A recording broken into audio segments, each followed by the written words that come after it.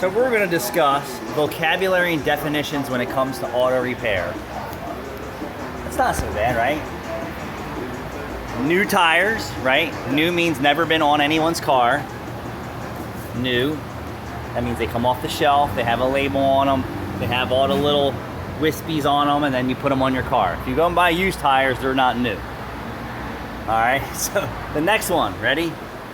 Transmission, definitions for service replacement, ready? Brand new, meaning never been rebuilt. From the factory. From the factory in a crate, never been touched. Yeah. That's Shiny. That's new. Shiny. Okay, rebuilt means they take your core or a used core and rebuild it.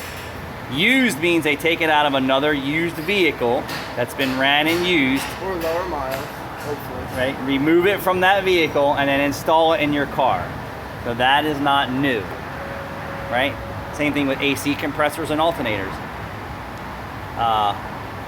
And transmissions are rebuilt, so you have rebuilt transmissions too. So keep in mind that.